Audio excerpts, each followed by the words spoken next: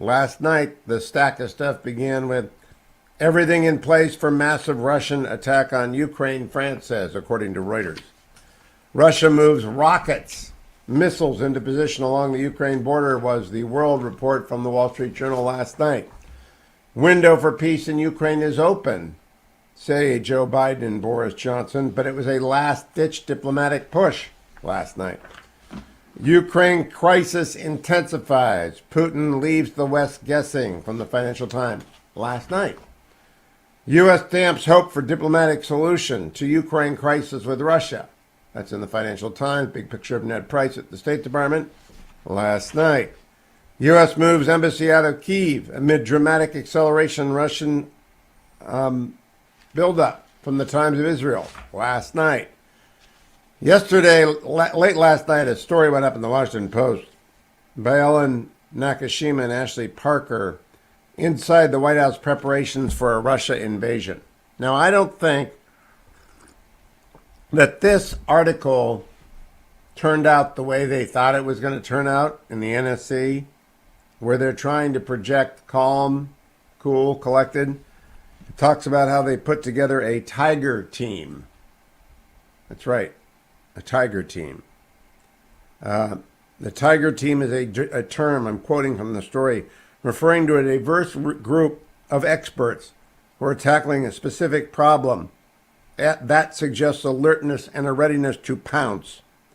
Was created after the National Security Council officials last October detected troubling signs of a massive Russian troop buildup on the Ukrainian border. So you have a tiger team. Now, I coached the Orange Tigers when my youngest son was 6, so I'm familiar with the name. I've never heard of a tiger team in the United States government before. I suppose we could consider Dwayne our own tiger team, but I'm just saying, I don't think that reads the way they thought it might read. Also up north, Prime Minister of Canada, Trudeau, invoked emergency powers to clear protesters. The first time such powers have been used since his father was Prime Minister in 1970, 52 years ago, who used it to quench a militant separatist group in Quebec. Like father, like son, said Reuters. 50 years later, Canada's Trudeau invokes emergency powers. Wall Street Journal lead editorial this morning, Trump really was spied on. The new shocker relates to data Mr. Jaffe, a tech executive and friends, were mining, according to the Friday's filing by John Durham. As early as July 2016, Mr. Jaffe was exploiting his access to non-public and or proprietary internet data, including internet traffic pertaining to the executive office of the President of the United States. More to come. Wait. Not an indictment, it's a filing. From the Telegraph in Great Britain, the majority of Democrats in the United States do not want Joe Biden to run for office again.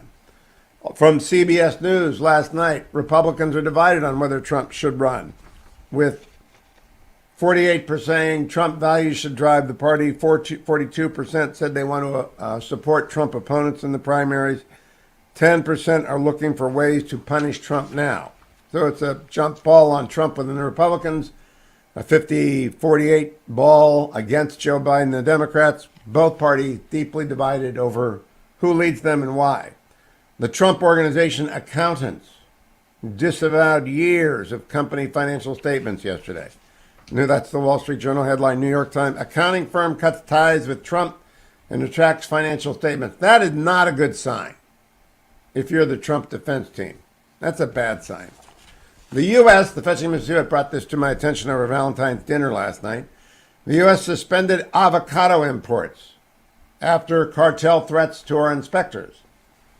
Fetching Mrs. Hewitt said her late father, my father-in-law, Colonel, who after he retired from the Marine Corps opened up a little avocado business, would be pleased, but not for the reasons cited, meaning that the cartels are threatening to kill the avocado people. I wonder if the avocado people are refusing to put fentanyl into the avocados.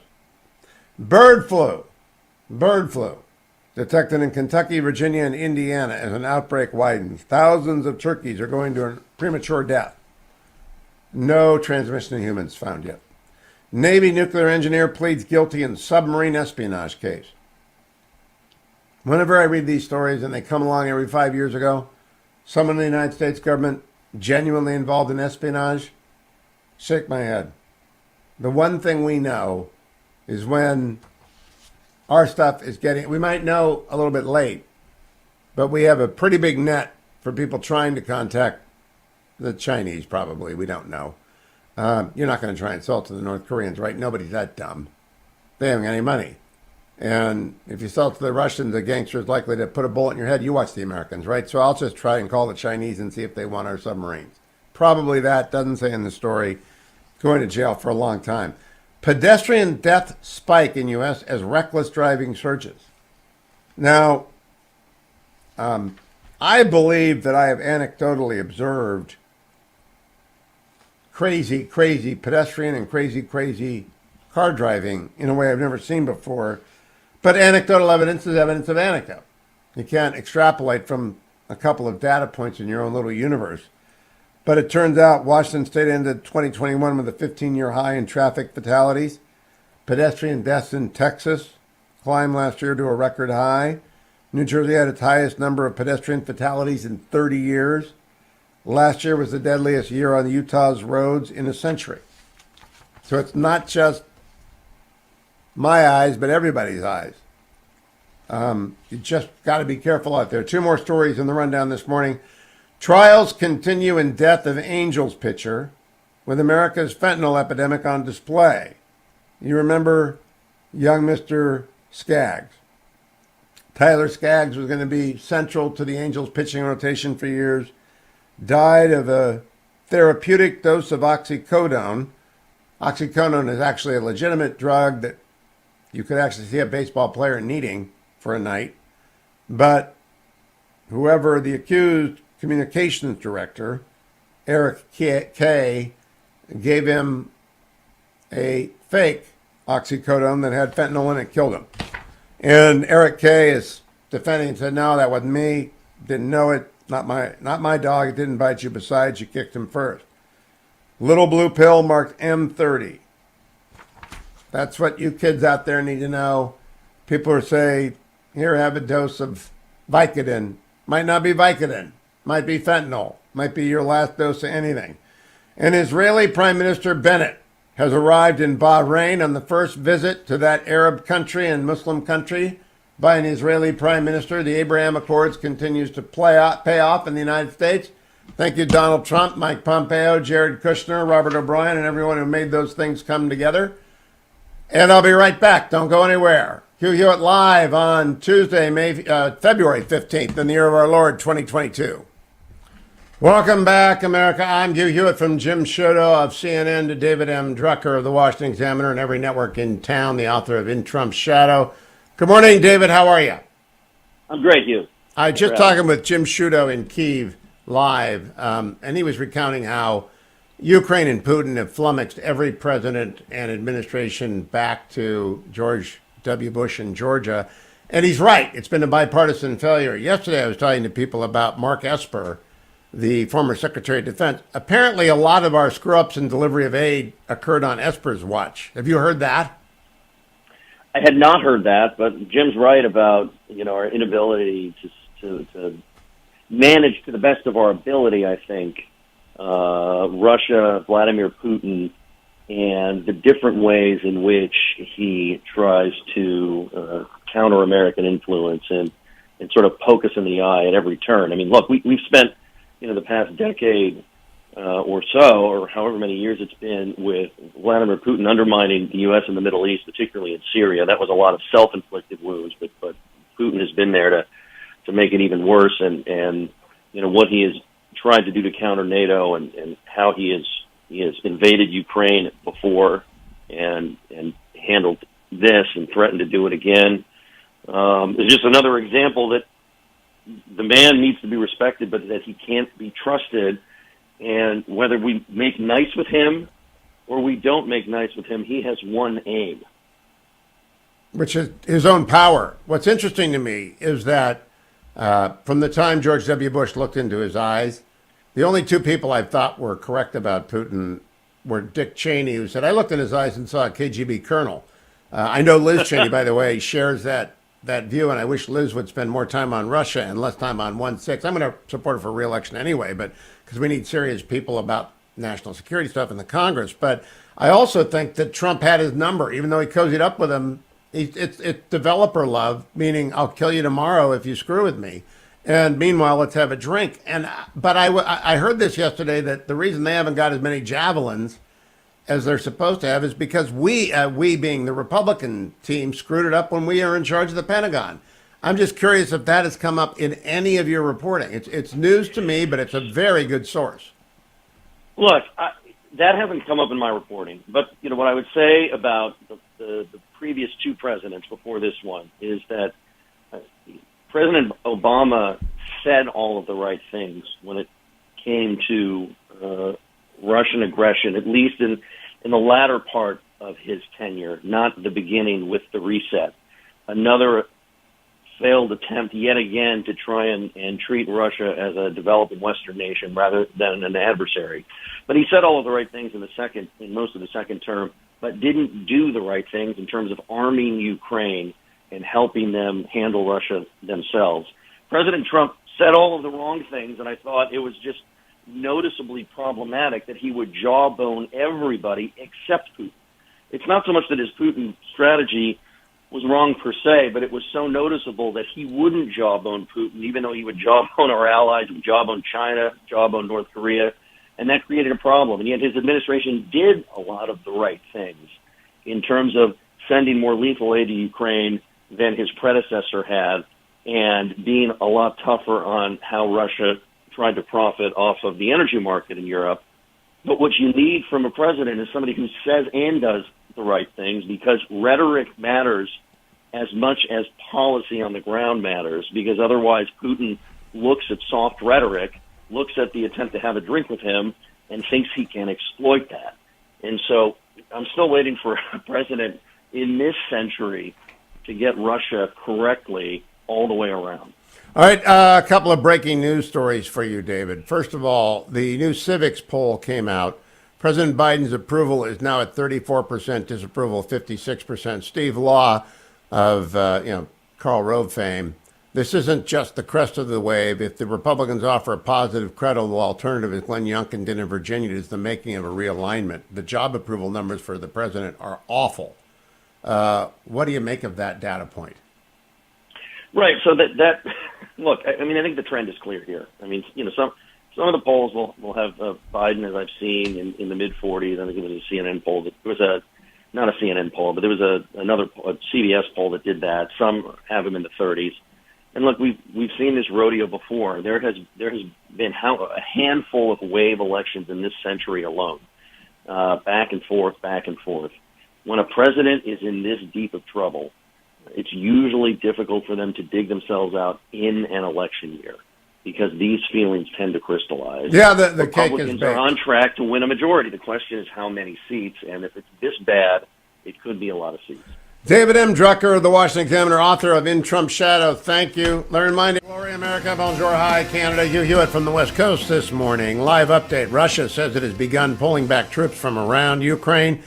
Could be a head fake. I don't know. Senator Dan Sullivan on the Armed Services Committee from Alaska joins me, one of our favorite senators. Good morning, Senator Sullivan. How are you? Good morning, Hugh. Great to be back on the show. Do you believe Putin is going away, or do you think this is a head fake?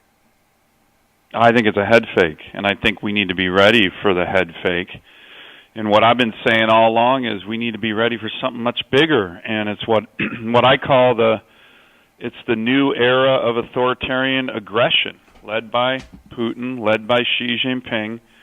And I think it's going to be with us for decades, Hugh, and I think we need a new mindset. Everybody talks about great power competition. It's not great power competition.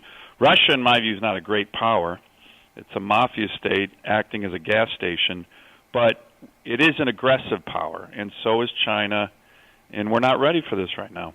No, we are not. Now, Senator Sullivan, I want to remind people you're a Marine, you've been in combat, you were on the National Security Council. There's a story in the Washington Post this morning about a so-called Tiger team that was put together by Jake Sullivan to respond to Ukraine. Did you have Tiger teams in your time at the NSC? You know, on the NSC, I did international econ issues, and national security, working for Condoleezza Rice, and I later did that as one of her assistant secretaries of state, sanctions, financial, energy. So, look, I mean, back when I worked at the NSC, it was so small that we didn't need tiger teams. Now it's become this bloated bureaucracy. But I've talked to Jake Sullivan recently, Hugh, and the one thing I keep telling him, Blinken, Secretary Austin, they use this phrase, we need to deal with Putin, Xi Jinping, from, quote, positions of strength. They're actually quoting Dean Acheson at the beginning of the Cold War, after World War II, the Secretary of State then. And what I say to them is, great, that sounds good, but in two key areas of positions of strength for America, you're showing weakness. One is the military. The Dems always come in, and no matter what, when they're in power, they want to cut the military, cut lethality, cut readiness. That's what Biden did with his budget he proposed last year.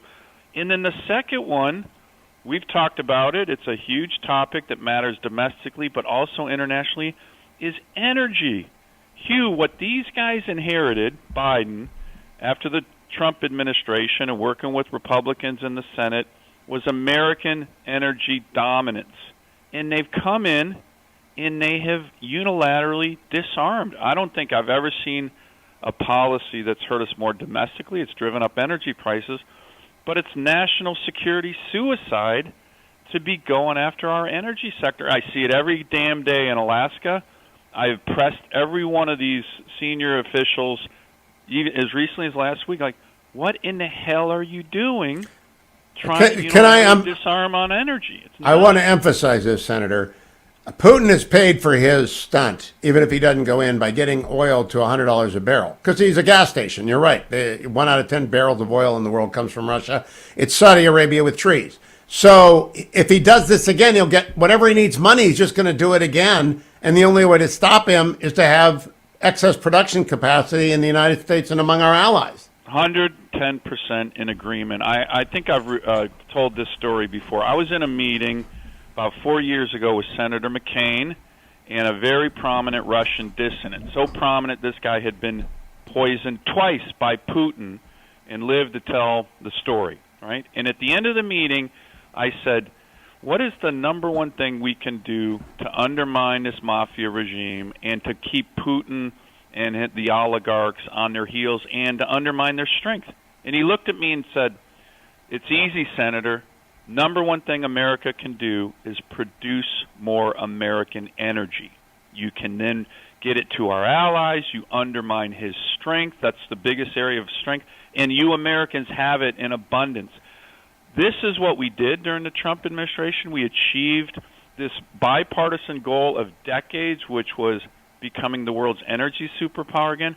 Biden comes in and unilaterally starts to go after the energy sector, and the results are completely predictable. Higher energy prices for American working families, pink slips for American energy workers, especially in my state, and it's empowering our adversaries. Why? Because he's kowtowing to the woke left who hates American energy. It just makes it makes no sense. Senator, I did do some reporting yesterday with former NatSec officials on Team Trump, because I'm curious as to why they don't have enough harpoons and Neptunes to deter the Russian fleet in the Black Sea. I'm curious where the Stingers are, where the Javelins are. I was told square up. Mark Esper and the civilians at the Pentagon in the second half of the Trump administration didn't do their job in arming Ukraine.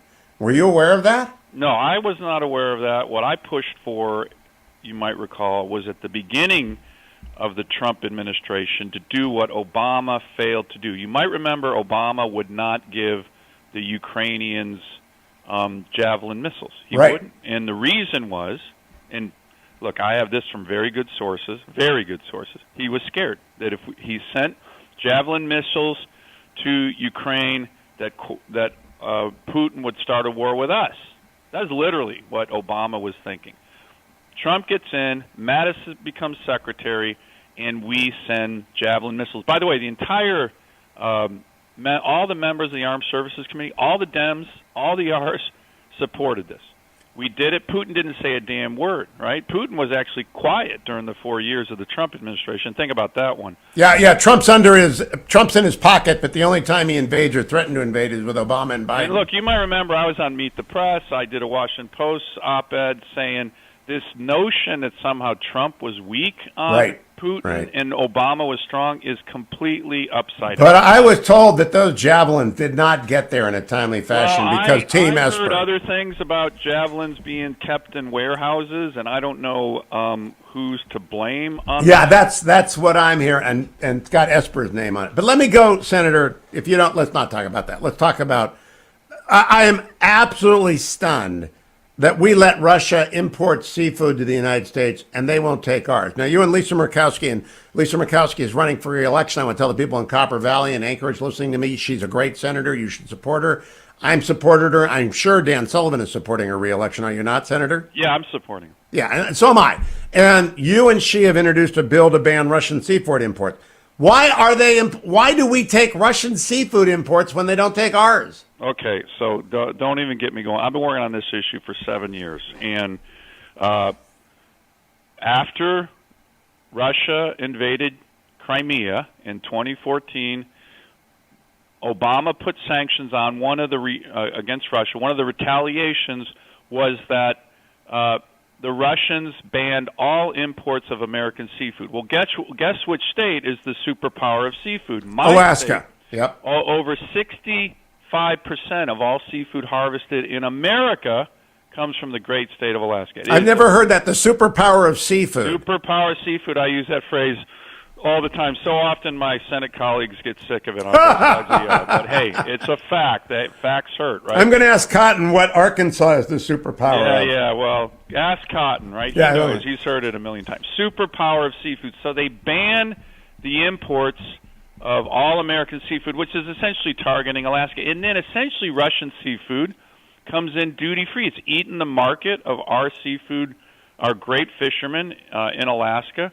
So I've been working this issue. I worked it with Obama. I worked it with Trump. Like, I loved Lighthizer, the U.S. trade rep. Right, Ashtabula, Ohio man. You got it. You know what? He wasn't so strong on this, and I don't know why the hell he wasn't. So I've been pressing now the Biden administration. I actually had a discussion with Jake Sullivan on this, the sanctions bill that we're working on here in the Senate, trying to get seafood. This is just easy. This is the easy button, Hugh. Yep. You want to harm Russia? Smack them. Smack their fishermen, who, by the way, illegally try to catch our fish anyways, but it's going to harm them, and we're already being harmed. This should have been done at the end of the Obama administration. It should have been done during the Trump administration. We've introduced legislation to get it done. I think it should pass. But if there's an invasion and the Biden administration is putting a massive sanctions package on it, I have been talking to every cabinet member in this administration. You better include smacking the Russian fishermen who have duty-free access to the great American market. And Russia's not letting our imports in. Not one fish. 7 years of a ban. And it's really hurting my... Well, you know, that's on Trump, too, though. I'm trying to point to people. Our Russia policy has been screwed up forever. Look, I think Trump and the Trump administration on a whole host of things, I'd love to talk about it next time. Like I said, I did an op-ed on it. I went on Meet the Press to talk about it. Was actually quite strong on Russia, but on this, everybody's been weak. Obama, the Trump administration, and now Biden. We need to take care of Alaska's fishermen. Holy cow! Come on. I amen on that, and good luck to you and Senator Murkowski. I encourage you to come on and talk to me on the show about it. Senator Sullivan, go Browns. Senator Sullivan is unique in the Senate as being a Browns fan, not named. Well, there are no Browns fans. Sherrod Brown and Portman are Bengals fans. So Dan Sullivan is the Browns caucus. Stay tuned, America. Welcome back, America. I'm Hugh Hewitt, joined now by United States Senator Tom Cotton from the great state of Arkansas. Good morning, Senator. Good morning, Hugh. It's good to be on with you. Earlier today, Senator Dan Sullivan, Alaska, informed me that Alaska is the superpower of seafood. So before I begin with my questions about Putin, what is Arkansas the superpower of? Oh, pretty much everything we try our hand at, Hugh. College football, college basketball. Okay. Well, if you just remained silent, you might have had credibility there. But okay, second thing, there's a story in the Washington Post today that the National Security Council has put together a so-called Tiger Team to anticipate the Putin response. Generally, wargaming is done at the Pentagon. I've not heard of this before, but maybe I'm just poorly informed. Have you heard of Tiger Teams at the NSC before? I haven't. I mean, I've heard of the concept, Hugh. Obviously, the NSC, after the debacle in Afghanistan last summer, needed to significantly improve its performance in terms of anticipating Vladimir Putin's moves in Ukraine and also game planning out what our moves would be, both in response and try to head those off. Yeah, I might call it a Ukraine working group if I was serious. Last question before I go to Putin. Enes Kanter Freedom got cut by the Rockets after he was traded there by the Celtics and hasn't been re-signed. In his last game, he had like 12 boards. The guy still has got game. What do you think is going on there? I don't know. I'm meeting with Enes Kanter Freedom later today, Hugh. He's in Washington, and I've gotten to know him over the years. I respect him not only as a basketball player, but as an outspoken advocate for freedom around the world. So I'm going to ask him. Obviously, he still has a lot to contribute to teams around the league, so I'll be curious to see what he has to say about the interest that other teams might be showing in him. The Daryl Morey, who was threatened by Chinese communists for supporting Hong Kong a couple of years ago, was now, when he was GM of the Rockets, is now the GM of the Philadelphia 76ers, I believe. Seems to me, after their trades last week, the Sixers could use a strong, tough big man underneath the basket. Actually, Lara Markin is out for the Cavs, so I hope when you see Enes Freedom today, you'll tell him Cleveland is a great town. They're going to the finals, and they could use another big. So I'll mention that as well to him. All right, now Senator Cotton, the serious stuff. Do you believe Putin is backing away, or is this a head fake? Well, I saw the headlines this morning, Hugh, that some elements of the 130,000 plus troops on the Ukraine border are pulling back. My understanding is, not having received any classified information on it, just on open source information, is that those units are all the units that are permanently based near the Ukrainian border anyway. So it certainly would be easy and convenient for him to re-engage those troops if, for instance, he just wants to head fake to the world that this is all an exercise, nothing's happening with Ukraine. Now that the exercise is complete, we're starting to redeploy our troops back home, and then some supposed provocation forces him to invade Ukraine. So I would just say be very skeptical about what Vladimir Putin is up to. Well, that's what, pray for peace and keep your powder dry. I want to know if our redoubled efforts, late though they might be, are going to continue. Now, I know some of your former colleagues in the 101st, I believe, have deployed to Poland. I think that's great that the 82nd is there as well. I'm glad that we are sending, what Nixon said to Israel during the Yom Kippur War, send everything that flies. We ought to be doing the same. But as I began investigating this, Senator Cotton, turns out Secretary Esper and his team weren't very good at getting stuff over there either. Joe Biden's been bad. When are we going to get serious about protecting our ally? They're not in NATO, but they're our ally.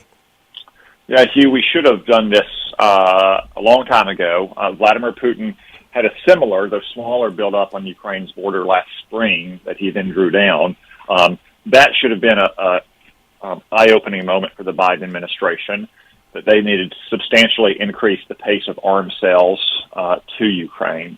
And that also we needed to begin to plan for a suite of economic sanctions that could be used before an invasion to deter Vladimir Putin. Again, it's just a failure of the Biden administration to plan in advance. I will say this, Hugh. Some people have asked me what we should do if Putin invades Ukraine. And I, too, have cited that old Nixon story by saying if Putin were to invade Ukraine, we should load every plane that flies with every weapon that shoots and send it straight to Taiwan. That's very smart. We shouldn't be doing, in an emergency basis in Taiwan a year or 2 or 3 years from now, what we should have been doing in Ukraine all along. No, I want to be both bipartisan and partisan here. Partisan comment. Trump was so deep in Putin's pocket that Putin only invaded Crimea and Ukraine during Obama's tenure and only threatened to do so during Biden's tenure. That tells you something about what Putin assessed Trump's predictability at, very low. But I just had another Pentagon insider write to me. Mark Esper was more afraid of making a wrong step than taking the right one. He was also convinced that he was protecting the country from Trump. The West Point clique was dangerous. I am shocked to find out the Republicans didn't get an A when it came to helping Ukraine either, Tom Cotton. Yeah, well, Secretary Asper has a book coming out, Hugh, and I suspect he'll be on book tour, and you might have a chance to ask him those questions if he comes on your show, as I suspect he'll want to promote his book. I think it is true that although President Trump was just objectively speaking tougher on Russia than either President Obama or President Biden, we still could have done more. Again, not to entangle ourselves in Ukrainian politics or make Ukraine a welfare state of the United States in terms of foreign aid, but to enable the Ukrainian people to defend themselves. I mean, Hugh, you've probably seen, as have your listeners, all those videos of Ukrainian reservists training with wooden guns. Yes. I mean, it's preposterous that that's happening. Our government and NATO governments for years should have been ensuring that Ukraine's army has the most basic kinds of weapons and equipment to defend its own territory. Specifically so, Vladimir Putin thinks twice before invading it. This goes to the heart and soul of deterrence, Senator. During the entire impeachment fiasco over whether Mick Mulvaney put a hold on Ukraine aid, I was saying to myself, this is not consistent with peace through strength.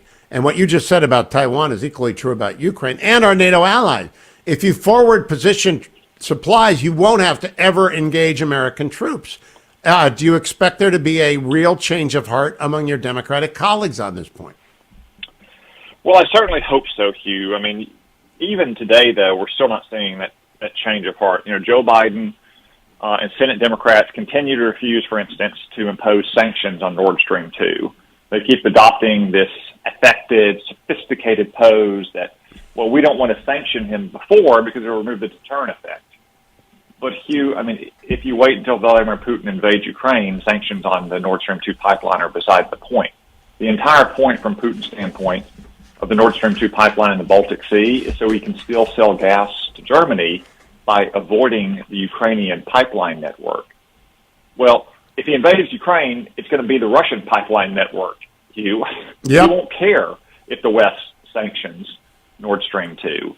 So even at this late date, with 130,000 plus Russian troops on Ukraine's border, many Democrats still seem not unwilling to take the kind of firm measures of economic sanctions and the threats of more that might possibly deter Putin. Now, Senator, one of the things I've been speculating this morning, and feel free to tell me you think it's stupid, which you often will if I'm stupid, is that Boris Johnson, hobbled by Partygate, has unleashed Ben Wallace, his Secretary of Defense, spelled wrong over there, Liz Truss, and others to be exceptionally belligerent. And I think Macron has been belligerent. Germany has left NATO for all I care. But do you think that maybe Partygate has helped us out here? I don't know if it's Partygate, Hugh, so much as it is Brexit. I think that Great Britain, by leaving the EU 6 years ago, has actually, as was said at the time, as I believed at the time, I think as you believed as well, enabled it to adopt a more independent foreign policy, both Absolutely. on economic and military measures, which in a crisis like this has strengthened its hand. Great Britain, along with the United States, has been the most forward-leaning country in terms of supplying weapons and other aid to Ukraine and threatening sanctions on Russia. So I'm not sure it's a fleeting political controversy like Partygate so much as it is the kind of fundamental re-altering of British foreign policy by leaving Brexit. Will armed services be having any hearings into the arming of our allies, Taiwan and Ukraine?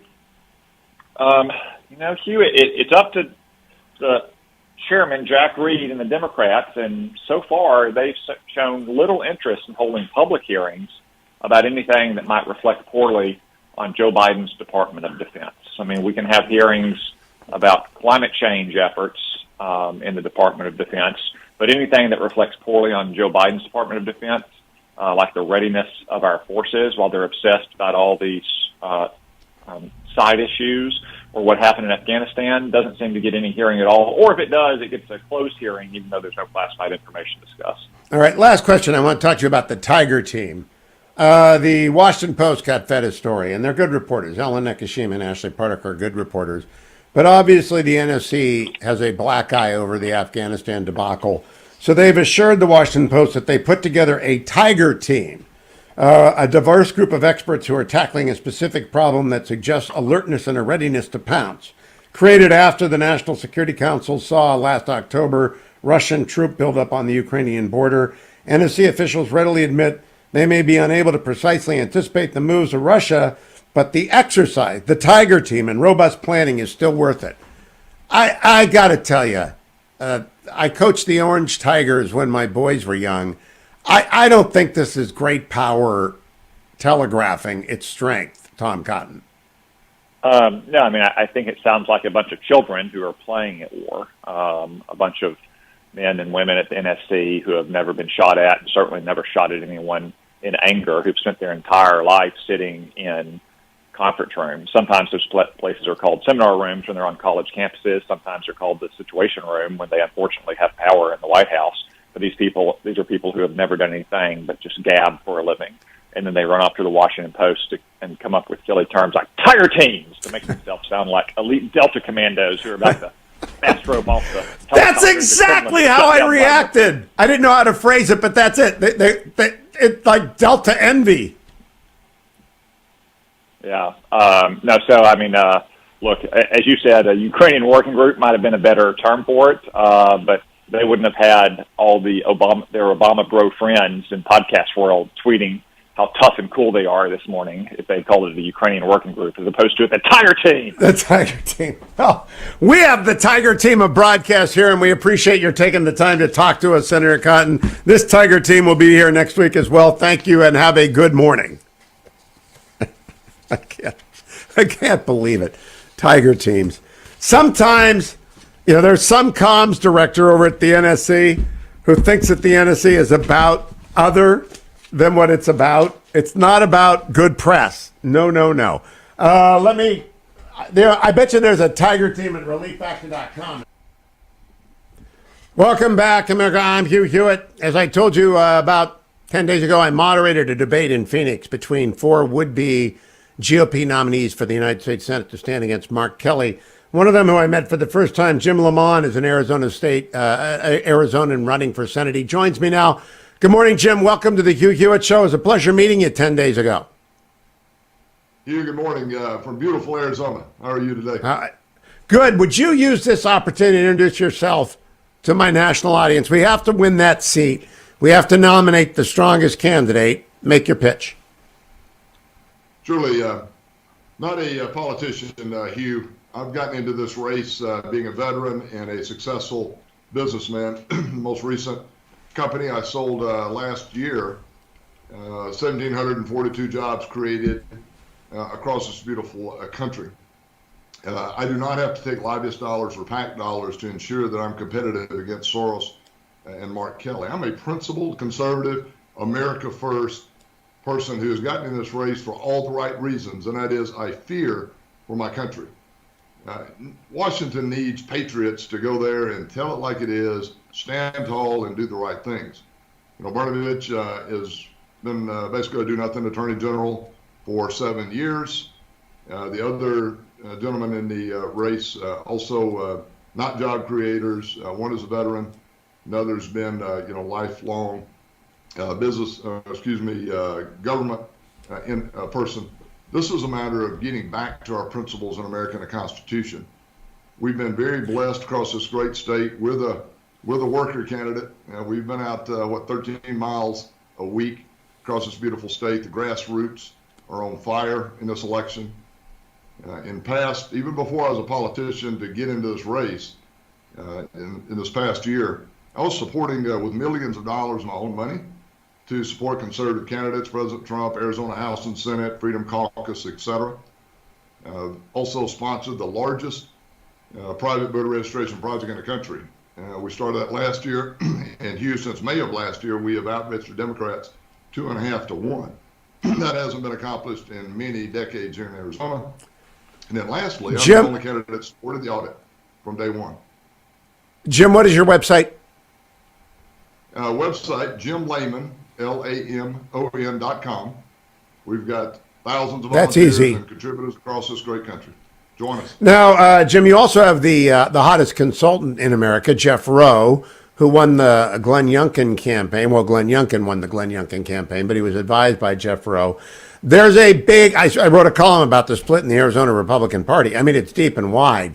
One of the members of the panel running for the Senate nomination supports Vice President Pence's understanding of the law. You and two others supported President Trump's understanding of the law. How deep is that divide, Trump, not Trump, Pence, Trump, inside Arizona? It's basically, Hugh, more focused on the audit. It's areas of fraud that have been uncovered in the audit we did. It cost a lot of money. We as private citizens funded the balance of it to ensure it was done right beyond what the legislator group approved. And that's really come down to it. I sued as one of the electors here, Vice President Pence, to say, wait, we think there's more to see here and you need to see it. In fact, that proved to be the case. There's many areas that we now have, in some cases, passed laws in the last legislature and many more to ensure Arizona is the leader in the country around that topic of election integrity. Very important topic here. But Jim, did Maricopa County audit reveal any material fraud such that the Arizona result would have been different? Because I don't believe it did. I'm sorry, I didn't understand. There's an audio problem.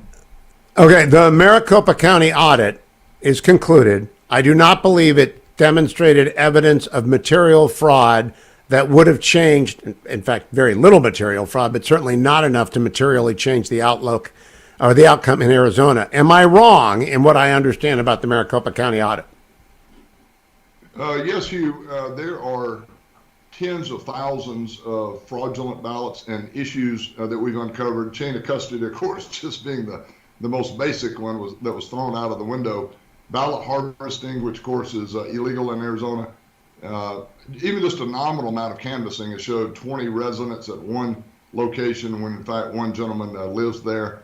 Things of that nature. It's fraught with issues. I don't hold any hope of Brnovich or Ducey doing anything with it. Maybe a nominal prosecution here. Well, I've read it, Jim. I know that there's fraud in every election. I wrote the book on fraud. And I know the history of fraud on the Democratic Party, and I know that they will work the margins. But they did not come up with material fraud, meaning it would have changed the outcome. Yeah, the chain of custody stuff is bothering them, but you can't prove it. It doesn't exist. Absence of evidence is not evidence of fraud. Well, I guess we'll just have to disagree. I'm very deep in the audit because, again, I was one of those individuals, private entity, that helped pay for it. I'm not looking for any decertification. That's not going to happen with Ducey and Brnovich. But yes, we have now 14 laws that are being pushed in the legislature, several of them passed last year, that address these very topics that came out of the audit with the votes that were not correct, including, of course, non-citizens voting. Should Mike Pence have rejected Arizona's electors? That was my lawsuit along with the other electors in Arizona. Yes, because again, I served in the military, 6 years paratrooper, to make sure one citizen, one vote counts in this country. And we need to have that confidence. We don't hear. Keep coming back, Jim Lamon. Keep coming back. JimLamon.com. I'll be back tomorrow, America.